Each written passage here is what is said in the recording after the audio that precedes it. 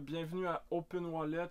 Pour la 9e épisode, on a la chance d'être avec Bernard Drainville, ancien ministre, animateur de radio, ancien journaliste. Pour ceux qui ne connaissent pas Open Wallet, c'est une émission où on s'intéresse à des gens qui ont des parcours intéressants, qui ont réussi, et on leur pose des questions sur la dimension financière et l'argent qui est présent dans les vies de tout le monde. Bernard, premièrement, merci beaucoup d'avoir accepté ma demande d'entrevue. Ça fait plaisir. Et je commence toujours ces émissions-là en posant la même question. Ma première question, c'est quoi votre premier souvenir lié à l'argent? Vous pouvez nous dire un montant précis? Vous avez acheté un Mr. Freeze à 25 cents ou ça peut être un autre mémoire? La paye de lait. La paye de lait. Moi je viens d'une famille de cultivateurs et on recevait la paye de lait chaque 2 semaines.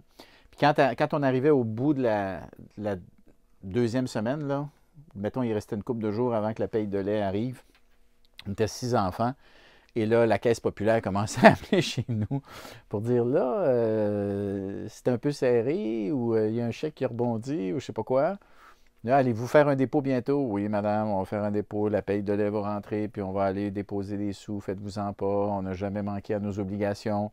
Alors, il y avait toujours un petit stress quand il arrivait, quand on attendait la paye de lait, là, qui arrivait inévitablement toujours le même jour, mais mettons, les 2-3 jours avant qu'elle arrive, là, il était temps qu'elle arrive. Et je ne comprends pas, c'est quoi une paye? Ben, c'est parce qu'on était des cultivateurs, Okay. Vous producteurs laitiers, okay. Producteurs laitiers, oui, c'est ça. Et donc, les producteurs laitiers au Québec, depuis le début des années 70, ont un système de quotas. Donc, tu as une quantité de lait que tu dois livrer. Okay. Et donc, le prix est fixé, le prix est réglementé. Donc, on avait un quota qu'il fallait combler, donc une quantité de lait qu'il fallait produire. Et pour cette quantité de lait que tu produis, ben, tu reçois une rémunération, un chèque qui arrive dans le temps, je me souviens plus. Aujourd'hui, c'est la Fédération des producteurs de lait qui t'envoie un chèque et qui correspond à la quantité de lait que tu as livré et qu'un camion avec un gros citerne dessus, là, en acier inoxydable, on les croise des fois sur les autoroutes, c'est des gros camions, là. C'est plein de lait, ça. Bon, ben, ce camion-là, il vient chez chacun des producteurs laitiers, puis il vient vider on appelle ça le ball tank, là, le réservoir d'acier inoxydable dans lequel la récolte de lait se retrouve. Bien, lui, il vient pomper ça, il met ça dans le camion, puis il s'en va, puis vous le buvez au déjeuner. OK, puis dans le fond, c'était payé après, donc il y avait un... Oui, c'est ça, il y avait un enjeu de cash flow, oui, effectivement, de liquidité, de stress financier. Ouais. Puis, c'est sûr que je veux parler de votre parcours, je vais revenir à votre enfance, mais comme vous avez fait de la politique, qu'on parle des quotas de lait, je ne peux pas m'empêcher de poser la question. Qu'est-ce que vous pensez de ce système-là? J'y suis favorable. J'y suis très favorable parce que je trouve que c'est une bonne façon d'équilibrer l'offre et la demande, d'assurer un prix juste pour les producteurs laitiers. Les consommateurs, de façon générale, n'ont pas à se plaindre de la qualité des produits laitiers que nous avons. C'est un système qui, effectivement, est assez... il n'y a pas beaucoup de pays qui ont ce système-là. Et c'est pourquoi il y a beaucoup de pays qui attaquent ce système-là, qui souhaiteraient qu'on s'en débarrasse. Parce que ça va à l'encontre de la règle du marché libre, de la concurrence à tout crin, puis c'est anticapitaliste ouvert et sans limite. Mais moi, je pense que le système économique, il doit être au service des gens, pas les gens au service du capitalisme. Et donc, moi, d'avoir un capitalisme qui est encadré dans le domaine laitier, pour parler du laitier, un capitalisme avec un certain nombre de règles qui permet aux familles de bien vivre, qui permet aux consommateurs d'avoir un très bon produit à un prix qui est somme toute, qui reste concurrentiel, qui permet aux fermes familiales de survivre. Je pense que c'est très bien, même si les Américains trouvent que c'est pas bon, puis les Européens trouvent... Ben, les Européens ont déjà eu ce système-là, ils s'en sont départis au nom du libre marché, justement, dans l'agriculture. Puis je pense qu'il y en a certains parmi eux qui regrettent maintenant ce système-là. Mais oui, moi, je suis favorable au système de quotas, au système de gestion de l'offre, oui. Parce que c'est une agriculture à l'échelle humaine. OK. Puis, donc, ce que j'en conclus sur le stress financier lié à la paye de lait, c'est que vous venez pas d'une famille riche. Non. Famille moyenne, là, classe moyenne, là, on ne peut plus classe moyenne. 6 enfants, un père agriculteur, une mère qui était reine du foyer, comme on disait dans le temps, mais qui était dans les faits le bras droit de mon père, parce que pendant qu'il travaillait, elle s'occupait de nous éduquer, puis de faire de nous éventuellement des adultes responsables, là, de nous inculquer, de nous transmettre les valeurs, puis la bonne éducation qui nous a permis, ou qui m'a permis de, somme toute, bien fonctionner, puis d'avoir une vie plutôt heureuse, là. J'ai lu que vous habitiez sur une île, Ouais. si je me trompe. Les îles du Lac-Saint-Pierre, là, le fameux Lac-Saint-Pierre, là, où l'eau a beaucoup monté là, ces dernières semaines, là, moi, je viens de là. Ça s'appelle l'île du Pas, D-U-P-A-S. On était autour de 400 habitants sur l'île. C'était uniquement des agriculteurs et des ouvriers. Il y avait pas de notables sur l'île. C'est une île égalitaire. Il y avait pas de médecins. Il y a personne qui avait de l'argent vraiment plus que quelqu'un d'autre. Il y avait le magasin général. Lui, il en avait peut-être un peu plus. Mais à part ça, il y avait un curé, un maire, un épicier, puis le reste, c'était des cultivateurs puis des ouvriers. Les ouvriers, la plupart, ils allaient travailler soit à Berthierville, soit à Sorel pour construire des bateaux à la marine industrie.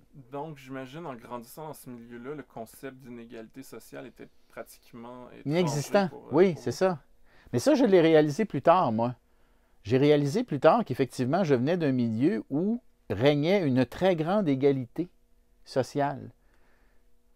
Et je pense qu'il y a une partie de mes valeurs, ben pas je pense, il y a une partie de mes valeurs qui, je dirais, de la volonté que le monde ordinaire ait les moyens d'élever leur famille, puis de vivre une vie heureuse, puis que il ne devrait pas y avoir du monde qui domine d'autres, tu sais, une classe qui domine une autre classe, puis que chacun a droit à son petit bonheur, puis qu'on devrait pouvoir subvenir non seulement à nos besoins, mais avoir un petit surplus pour se permettre de se payer quelques gâteries, puis d'avoir un peu de fun dans la vie.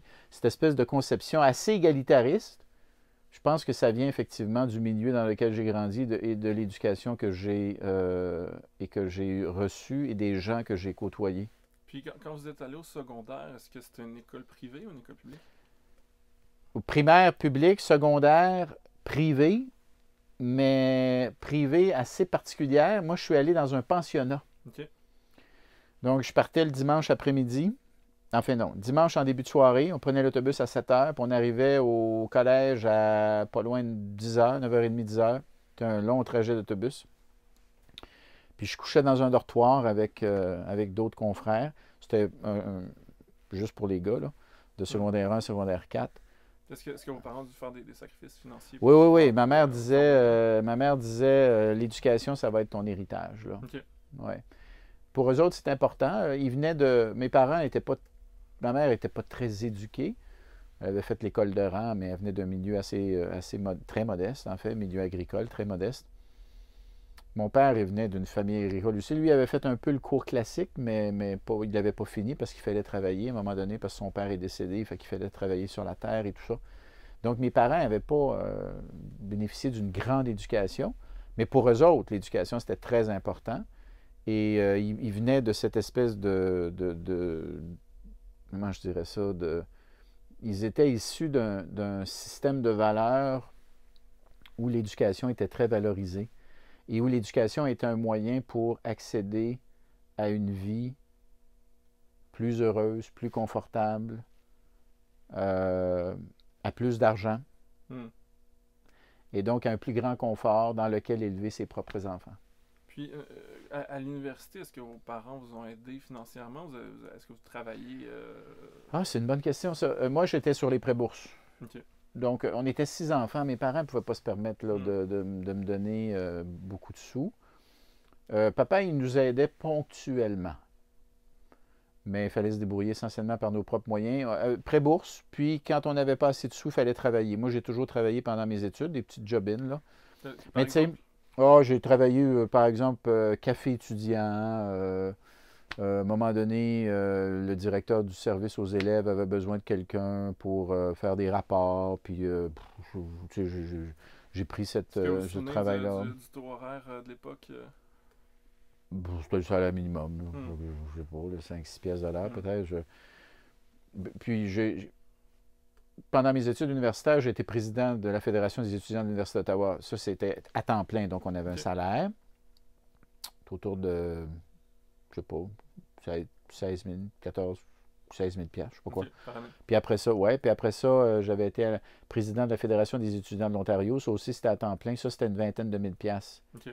Oui, parce que je me rappelle, j'ai été élu, j'avais 22 ans, 85. Ouais.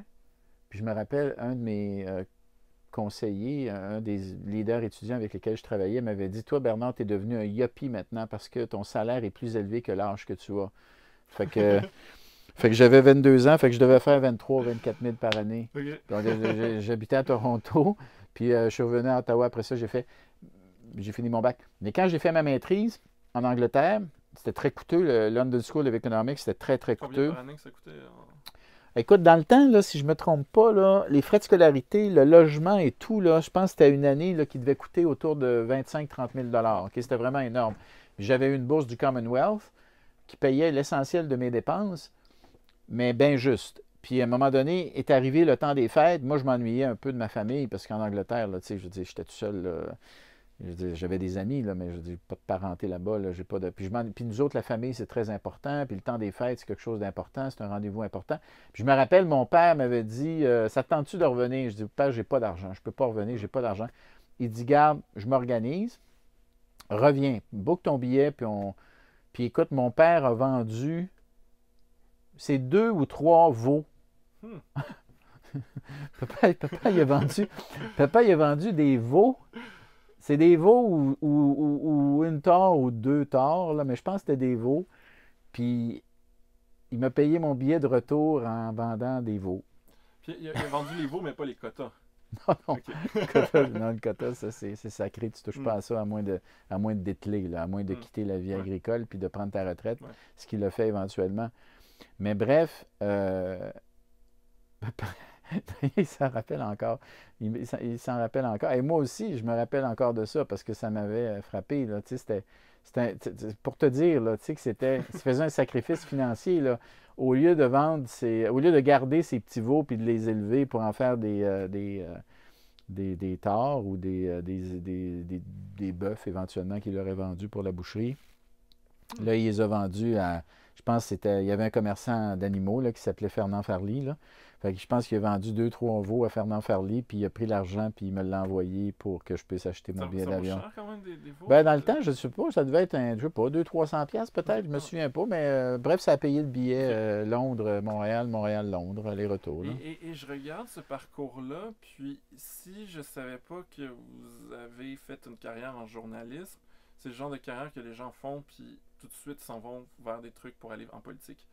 Qu'est-ce qui a fait avec des présidences d'associations, un parcours à London School of Economics que plusieurs autres politiciens ont fait? Qu'est-ce qui vous a fait choisir le journalisme? Ah, c'est arrivé par accident. Ce qui arrive, c'est que j'étais fasciné par le journalisme. J'aimais le journalisme, mais je n'avais pas vraiment décidé de faire du journalisme. En fait, quand je suis revenu du London School, je suis allé faire les foins avec mon père. Qu'est-ce que faire les foins? Faire les foins, c'est couper l'herbe, puis la faire sécher, puis faire des balles de foin que tu vas entreposer pour nourrir les animaux pendant l'hiver. Fait que tu coupes l'herbe, elle sèche sur le champ, tu fais des balles, des bales, là. Donc c'est comme une quantité compactée de foin qui est tenue ensemble avec 2 cordes. Et là, tu entreposes les balles de foin dans un grenier au-dessus de là où les animaux sont gardés, là où tu tires les vaches. Bon, ben ça, c'est plein de balles de foin pour que l'hiver, tu puisses les nourrir. Fait que la nourriture dont tu as besoin pour passer l'hiver, c'est l'été que tu la récoltes. Donc, je reviens de Londres pour aider mon père à faire les foins. Et là, il me dit, qu'est-ce que tu fais à l'automne? Ben, je dis, je m'en vais faire mon droit. parce que ça faisait plusieurs années que j'étais inscrit en droit puis que je ne le faisais pas parce que je trouvais toujours quelque chose de mieux à faire. Il dit, comme ça, tu vas être avocat. Je dis, non, je n'ai pas le goût d'être avocat. Ben, il dit, pourquoi tu veux faire ton droit? Puis j'avais dit, pour le challenge intellectuel. Puis là, mon père m'avait dit, mon père, un cultivateur, là, tu sais, là, 2 pieds sur terre, là, il m'avait dit, le challenge intellectuel, il dit, tu trouves pas que des challenges intellectuels, tu en as eu assez, il serait temps que tu ailles travailler. Puis là, j'avais dit, moi, dans le fond, c'est vrai que j'ai un bac, j'ai une maîtrise, j'ai pas le goût d'être avocat. Dans le fond, c'est-tu vraiment une si bonne idée que ça que d'aller faire mon droit? Et il y a quelqu'un de Radio-Canada qui m'avait appelé quelques semaines auparavant pour me dire, il y a une job qui s'ouvre, une job de journaliste qui s'ouvre dans le sud de l'Ontario. T'es-tu intéressé? Il m'avait appelé à Londres. J'étais encore à Londres à ce moment-là. Il me connaissait parce que du temps que j'étais président des associations étudiantes, j'avais donné beaucoup d'entrevues à son émission qu'il réalisait, qui s'appelait Ontario 30. Et j'avais dit, non, je ne vais pas, je m'en vais faire mon droit. Puis j'avais une bourse pour aller à McGill. Puis, tu sais, je veux dire, c'était parfait. Mais là, après la discussion avec mon père, je dis, ouais, finalement. Fait que j'ai rappelé Michel Denis, le réalisateur. J'ai dit, coudonc, la job, tu l'as-tu donné? Es-tu déjà. Ah, il dit, écoute, c'est les entrevues en fin de semaine. T'es-tu. Je dis, écoute, dis-moi où sont les entrevues, je vais me présenter. Alors, je me suis rendu à Toronto, j'ai fait l'entrevue et j'ai eu la job. Et puis, je me suis installé à Windsor, dans le sud de l'Ontario. Et c'est comme ça que j'ai commencé dans le journalisme. C'était pour gagner ma vie. C'était comme mon premier salaire, mon premier emploi. Puis, est-ce que ça a changé votre... Est-ce que vous êtes acheté des choses parce que c'était plus élevé? Ah ouais, non, mais j'ai acheté mon premier char. Ah ouais? Ben oui, j'ai acheté mon chameau. Combien le chameau coûtait? La Renault 5. Okay. Aucune idée. C'est un chameau. C'est un chameau usagé que j'ai acheté. Puis ça, j'ai pas dû payer ça bien cher, là, une couple de mille. Là. Écoute, la Renault 5, c'était quelque chose. Là. Moi, je revenais, mettons, je partais de Windsor pour retourner dans ma famille à l'île du Pas. C'était à peu près 10 heures d'auto. Là.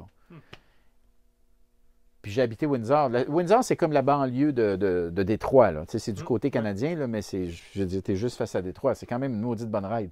Je partais là avec mon char l'hiver, là, puis écoute, je gelais dans l'auto parce que la voiture, c'était une voiture fabriquée en France, là, puis elle n'était pas faite pour l'hiver canadien ou québécois. Là.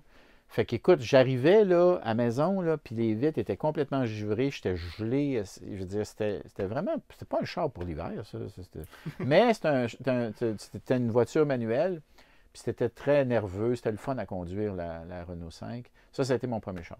Puis est-ce que vous couvriez l'économie? Parce que vous avez oui, non, ça c'est vrai. C'est comme ça que je suis devenu. En fait, moi j'arrive dans le journalisme en 89 à Windsor.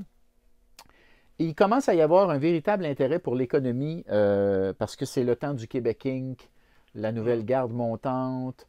Les années 80, c'est les réa de Parizeau, c'est des entreprises québécoises dirigées par des Québécois. Là. C'est comme les premiers boss québécois là, qui dirigent des entreprises. Là. Tu peux penser à Cascade avec les Lemaire, tu peux penser à Bombardier avec les Bombardier, tu peux penser avec Jean Coutu, tu peux penser à Provigo, qui était dirigé par des Québécois, qui est une entreprise québécoise. Québécois, évidemment, avec Pelado. Bon, bref, il y a un intérêt réel pour l'économie, pour la finance, pour l'entrepreneuriat. Et donc, il y a une demande pour en parler dans les émissions d'information, mais il n'y a pas de journalistes vraiment qui ça intéresse. Fait que moi, je suis le petit dernier qui arrive. Et donc, les histoires un peu plus à caractère économique, c'est moi qui les fais. De Windsor? De Windsor, parce que l'émission Ontario 30, c'était un journaliste à Windsor, un ou une à Toronto, un ou une à Sudbury, puis l'émission était animée d'Ottawa. C'était une émission d'affaires publiques quotidienne à tous les jours. Fait que mettons qu'il y avait un sujet un peu plus économique, il l'envoyait dans ma cour. Puis c'est comme ça que j'ai fini par développer une espèce d'expertise pour l'économie en journalisme.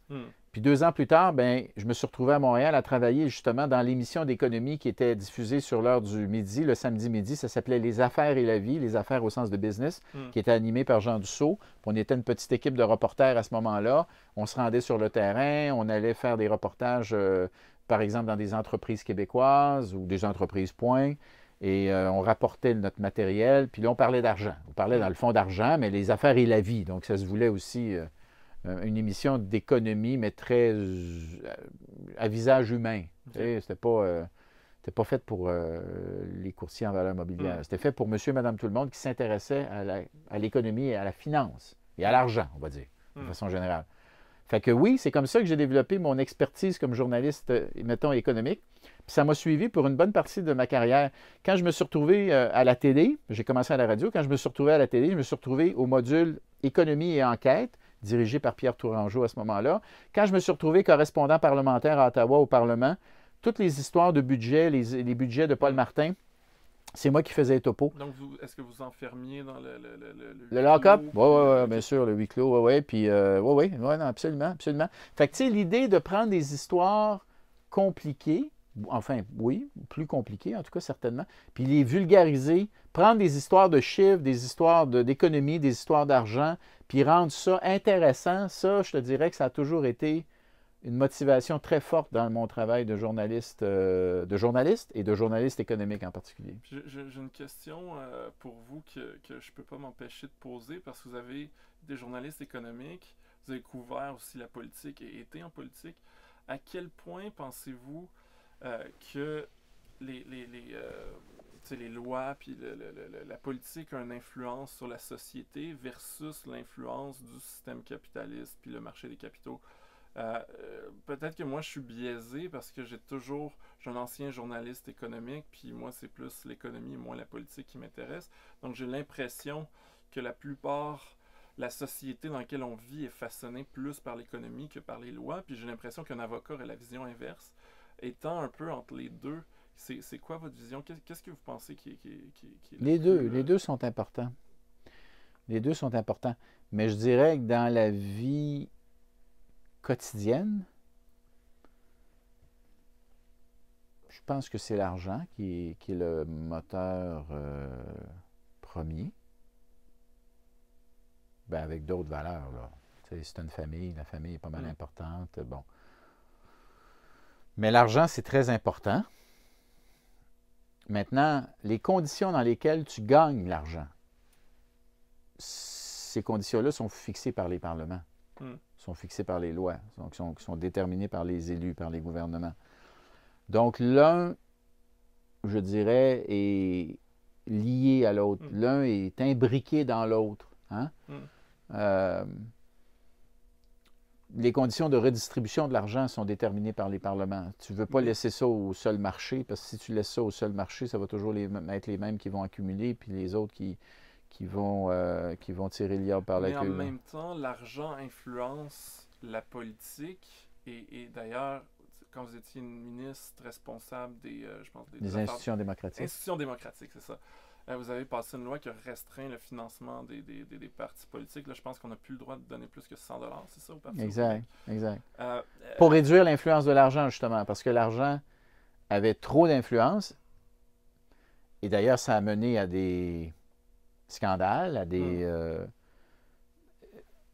ce qu'on a appelé le système des prête-noms, c'est-à-dire un système illégal par lequel les entreprises finançaient les partis politiques et les politiciens, les politiciennes, ce qui est interdit au Québec. Alors, les entreprises, dans le fond, ce qu'elles faisaient, c'est qu'elles demandaient à leurs employés de signer des chèques personnels, parce qu'il y a juste les personnes qui peuvent donner, et elles remboursaient l'employé par la porte d'en arrière. Donc, c'est pour ça qu'on disait que c'était un prête-nom. Les personnes prêtaient leur nom pour l'entreprise qui finançait les partis ou les politiciens. Ça, c'est interdit. Alors, moi, ce que j'ai fait, c'est que j'ai abaissé le système, le don maximum. J'ai abaissé le don maximum, dis-je bien, à 100 $, ce qui rendait impossible la magouille, l'organisation sur une grande échelle d'un système de prête-nom, parce que ça devenait beaucoup trop risqué. On a augmenté les sanctions. Si tu te fais prendre, tu perds, par exemple, l'accès au marché public. Tu ne peux plus soumissionner pour des contrats gouvernementaux. Et en baissant les dons individuels, j'ai augmenté de beaucoup le financement public des partis politiques. Donc, les partis politiques n'ont plus besoin de s'attacher les mains à des gros donateurs ou à des entrepreneurs qui collectent leurs employés puis qui les remboursent par la porte d'en arrière. Donc, de cette façon-là, on a démocratisé le financement des partis politiques. Puis, la critique de ça, moi, je trouve que c'est sûr que c'est louable. On veut pas que des On gens contrôlent... Ouais. On veut pas que l'argent achète... On veut pas que ceux qui ont de l'argent achètent des politiciens. Voilà. Tout à fait. Le problème, c'est est-ce que... Parce que là, dans mesure... Tu sais, les prête-noms, c'est un moyen détourné d'injecter de l'argent dans les partis politiques. Là, présentement, ça sert à rien de faire des prête-noms à 99$. Si jamais quelqu'un est malhonnête, il va aller avec une valise d'argent avec 50 000 $. C'est sûr. Puis Mais l'organisateur politique va piger dedans, puis ouais, ça a toujours existé. Mais ça, je ne sais pas si ça a toujours existé, mais le risque que ça existe a toujours été là. C'est sûrement, c'est sûr que c'est déjà arrivé, on s'entend. Quoique je pense, moi, qu'à partir du moment où les besoins essentiels, plus qu'essentiels même, des partis politiques sont comblés par un système de financement public qui est déterminé par ton résultat électoral, donc d'une certaine façon, c'est la proportionnelle du financement des partis, c'est-à-dire que le financement public que tu reçois de l'État est déterminé par le nombre de votes que tu as eus. Moi, je trouve ça pas mal démocratique. Là, puis, ça nous coûte, comme citoyens du Québec, là, ça nous coûte... c'est quoi? Je pense que c'est 1,5 pièce ou 1,75 pièce par citoyen. C'est ça que ça nous coûte. Assurer le financement des partis politiques, puis avoir un système... D'ailleurs, il y a des organismes qui s'intéressent à cette question-là qui ont dit que c'était probablement le meilleur système au monde. Le système le plus démocratique, le plus garant d'une démocratie qui est saine, puis qui n'est pas sous l'influence occulte de l'argent. Ben, soyons-en fiers. Puis ça veut dire, quand tu es dans un système comme celui-là, ça permet à l'exercice démocratique de se faire correctement. Ça fait en sorte que les partis politiques sont beaucoup moins susceptibles d'être commandés ou d'être influencés par des intérêts particuliers et donc beaucoup plus susceptibles d'être au service de l'intérêt public au sens large, de prendre les bonnes décisions au nom de la majorité, pour la majorité, et ce qui fait que, résultat, ce n'est pas la seule raison, mais c'est une des raisons, qui fait que, somme toute, la démocratie québécoise fonctionne plutôt bien, le résultat en étant la vie qu'on a. La vie au Québec qu'on a, mon ami, c'est pas si mal. Hein? On est la société la moins inégalitaire de toutes les Amériques. On a une économie diversifiée. On a un filet social généreux. On a un système d'éducation, somme toute, assez performant, très accessible. Un système de santé qui n'est pas toujours très efficace ou aussi efficace qu'on le souhaiterait, mais qui est très, une fois qu'on a passé la première ligne, qui est très bon, qui donne de bonnes performances. On a des ressources naturelles exceptionnelles, de l'eau qui va être de plus en plus la richesse des États et des nations à venir, avec le réchauffement de la planète. Le fait qu'on ait autant d'eau au Québec va être un immense avantage stratégique. Tu mets tout ça ensemble, une culture vibrante, une société de plus en plus multiethnique qui coexiste et cohabite plutôt bien. On a des tensions, mais à mon avis, on en a beaucoup moins qu'ailleurs. En tout cas, on en a beaucoup moins que d'autres. Alors, moi, je trouve qu'on vit dans une société qui est très enviable. Êtes-vous d'accord? Oui. Bon. Relativement. Tant mieux, relativement. C'est toujours perfectible, là, on s'entend. Là. Ah ouais. Puis l'autre question, est-ce que vous avez déjà eu, tant quand vous étiez journaliste ou en tant que politicien, des gens qui ont essayé de vous acheter? Moi, il y a un journaliste qui m'avait raconté que quelqu'un avait essayé de le soudoyer? Le soudoyer? Carrément, oui. Ah oui? Non. OK. Non. J'ai une autre... Je pense qu'ils ne sont pas essayés parce qu'ils savaient comment j'allais réagir. Parce que toute la question du financement démocratique des partis, moi, quand j'étais journaliste, déjà, je faisais des enquêtes. Non, mais le reportage, le financement illégal de Vision Montréal, qui a été le parti du maire Bourque, moi, j'ai fait des reportages sur le financement illégal de ce parti-là. Puis, d'ailleurs, mon reportage ou mes reportages ont déclenché une enquête du directeur général des élections sur le parti en question. Il a failli être mis en accusation, ce qui aurait sans doute mené à sa démission. Mais bref, ce reportage-là s'est vu décerner le prix Judith Jasmin, quand j'étais journaliste, là, tu sais. Et donc, la passion que j'ai pour une démocratie qui Non, ça qui n'est aurait pas, été qui est pas au brillant. service de l'argent, là, ça date d'avant mes années en politique. Ouais. Vous me suivez? Ouais, ça aurait pas Bon. été brillant de vous offrir une enveloppe brune. Non, non, je pense que ça n'aurait pas été brillant. Puis, j'avais lu sur vous que vous aviez été arrêté par des policiers mexicains corrompus. J'ai vu ça sur Wikipédia. Est-ce que Ouais, ouais, c'est ouais. basé sur quelque chose? Ah oui, c'est définitivement basé sur quelque chose. Non, mais ce qui est arrivé, c'est que je faisais un reportage justement sur la corruption au Mexique. Ok. Et ce que je ne savais pas, c'est que la propriétaire de l'école illégale qui avait été construite en zone inondable était la chef du village. Alors, elle m'a fait arrêter, elle m'a fait jeter dans un panier à salade parce que les policiers étaient à la solde de la mafieuse, la chef du village, qui m'a fait jeter en prison avec mon équipe. Et on a dû se réfugier dans un édifice administratif. Là, donc, ça se passe dans la banlieue de Mexico, à Coajimalpa. Et on a été évacué dans une voiture banalisée dans des circonstances assez,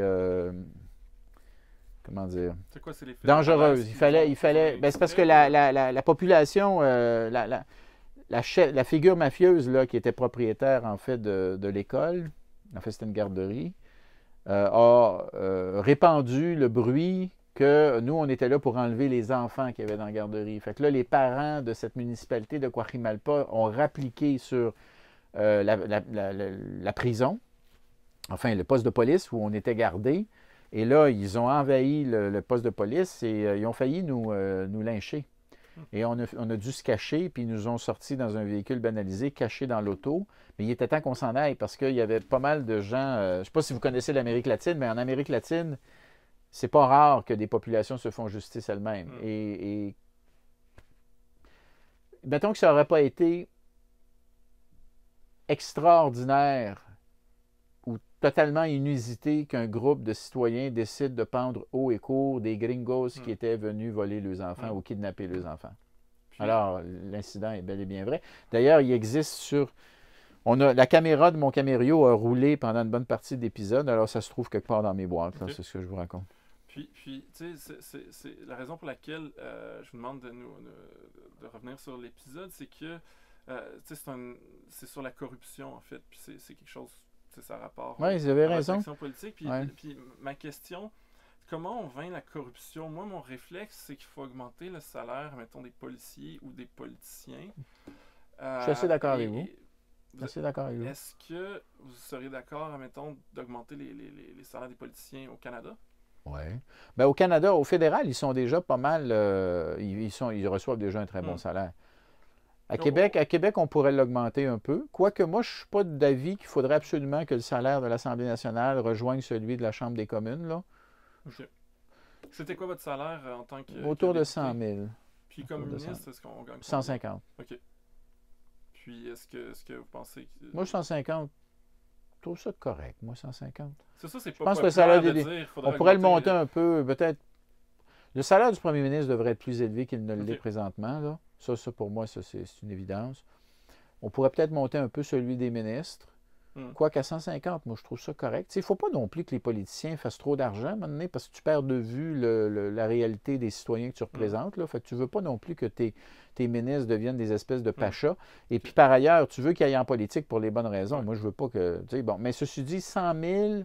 Le problème, en fait, c'est pas le 100 000. Le problème, c'est les 80 heures ou les 60-70 heures que tu vas travailler comme député.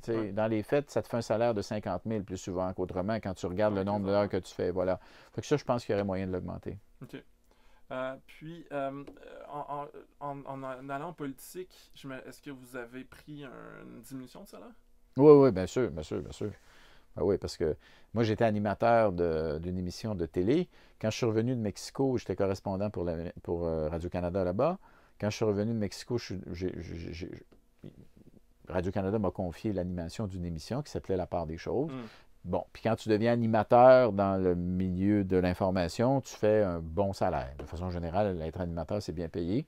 Donc, je faisais, mettons, 150 000. Ben, quand je suis devenu député, ben, je faisais 100 000. Puis Donc, est-ce que c'est moins payé à Radio-Canada que la personne qui fait quelque chose d'équivalent à TVA? c'est plus payé à TVA. OK. OK. Parce que Radio-Canada, c'est plus conventionné. Hmm. TVA, ils ont plus de... Je dirais que la fourchette est plus large. OK. En fonction de la popularité de la personne. Puis... Oui, dans le cas de TVA, vous avez raison, il y a des espèces de... Il y a une rémunération supplémentaire qui peut venir avec les codes d'écoute, là, OK. effectivement. Puis, dans le fond, on est employé quand les gens qu'on voit à la télé à Radio-Canada, c'est des employés. Ben, c'est des gens TVA en contrat? aussi. OK, c'est des employés aussi. Parce que je sais qu'il y a des gens en contrat. Ouais, c'est plus la ben, radio, les contrats? au sens de... Ouais, contrat, ouais, OK. Comme un qui travaille autonome puis qui paye ses propres impôts. Puis vous, par exemple, Ouais, présentement, est-ce que vous êtes un employé? je suis travailleur ou- autonome, OK. je suis travailleur autonome. Écoute, c'est une bonne question. Je pense qu'à TVA, il y a les deux. Hmm. Radio-Canada, tout le monde est employé. Puis est-ce que En tout cas, dans mon temps, est-ce que c'était ça comme vous ça. a demandé de l'adaptation de devenir un travailleur autonome? Parce que Oui, oui, oui, faire ah des oui. acomptes provisionnels, Ah puis, ouais, c'est ça. Les acomptes provisionnels, ouais, effectivement. Faut que tu te crées une société, là. Bon, puis ça te prend évidemment, faut que tu passes par le processus d'incorporation ou d'enregistrement, peu importe. Puis là, ben, il faut que tu aies les minutes, là, chaque année. Là, faut que, bon, tu sais, en fait, tu as tout ce processus-là qui est assez coûteux. Puis par ailleurs, ben, tu as toute la gestion des dividendes, là, tu sais, le versement des dividendes, comment t'assurer de bien gérer ça pour... Est-ce que vous mettez de l'argent de côté pour... Ouais, bon, on essaye, mais j'ai 3 enfants, moi, là, 22, 20 et 15. Je vais te dire, ils sont... ils manquent de rien, là. Puis est-ce que vous faites vos placements vous-même? Vous avez un conseiller ou un gestion de patrimoine? Ou, J'ai un planificateur financier. OK. Ouais, c'est ça. Puis est-ce que vous êtes stressé par rapport à l'argent? Un petit peu. Ouais. Oui, ben oui, toujours. Qu'est-ce que tu veux? Tu as des dettes. À un moment donné, tu as hâte de te débarrasser de tes dettes. Fait que, mais pas stressé, je sais pas si c'est le bon mot. Mais je dirais que c'est une préoccupation. Ouais, parce qu'à un moment donné, tu veux essayer d'en mettre de côté. Tu sais que pour le moment, la santé est bonne, mais tu sais pas combien de temps ça va durer. Fait que, puis, le monde des médias est en transformation présentement. Il y a beaucoup d'instabilité, il y a beaucoup d'imprévisibilité. On ne sait pas trop ce qui va arriver. Tu regardes à l'Internet, tu regardes tous les médias qui sont menacés d'existence, là. Alors, tu ne sais pas pendant encore combien de temps tu vas vraiment pouvoir bien gagner ta vie dans ce domaine-là. Fait que tu veux t'en coller le plus possible. Puis en même temps, ben, tu as des dettes. Fait que de trouver le bon équilibre entre économiser, rembourser ses dettes, payer aux enfants ce dont ils ont besoin, puis ce dont ils n'ont pas besoin aussi. Avez-vous déjà pensé à qu'est-ce que vous feriez, mettons, si vous dans une carrière à l'extérieur des médias, ou est-ce que vous avez pensé à... Un peu, mais pas vraiment beaucoup, là. Est-ce que vous pensez retourner en politique un jour? Non. Non? Ben, je dis jamais. Je ne suis pas capable de vous dire jamais, mais je vais vous dire que ça ne fait pas partie de mes ambitions ou de mes objectifs à court, et je dirais même à moyen terme. Puis à long terme, ben là, où est-ce que je vais être dans 5 ans, dans 7, 8, je sais pas. Mais mettons que j'ai donné, là, moi, là, j'ai fait presque 10 ans, puis j'ai mené des combats assez intenses, là, fait que je m'ennuie pas du tout de la politique, moi. Puis si vous aviez un conseil que vous pourriez vous transmettre dans le passé sur les finances personnelles ou l'argent, ça serait quoi? Gère pas ton portefeuille boursier par toi-même. Vous l'avez déjà fait? Oui, avec des résultats extrêmement... mitigés? C'est le moins que l'on puisse dire. C'est quoi votre pire erreur? Moi, j'ai d'avoir acheté du Nortel. Puis après ça, dans le fond, qu'est-ce que vous avez fait? Vous avez décidé de confier ça à Ouais, ben j'ai arrêté de mettre de l'argent là-dedans, là, puis je l'ai donné au planificateur, effectivement, OK. parce que je n'étais pas fait pour ça. OK. C'était trop émotif par rapport au soubresaut de la bourse. Là. Moi, je ne suis pas fait pour être boursicoteur ou si peu. OK. Ben, parfait. Ben, merci beaucoup de m'avoir accordé une entrevue. C'est super intéressant. Ouais, oui, ben, j'espère. Je ne sais pas combien vous avez d'auditeurs, téléspectateurs qui nous ont écoutés. Vous devez être capable de mesurer ça, non? À peu près, combien est-ce qu'il y a de gens qui sont en ligne? Vous en avez à peu près combien? Tu es capable de On nous n'a dire pas ça? longtemps que ça, mais tu sais, c'est parce qu'après ça, c'est en podcast. Ouais, c'est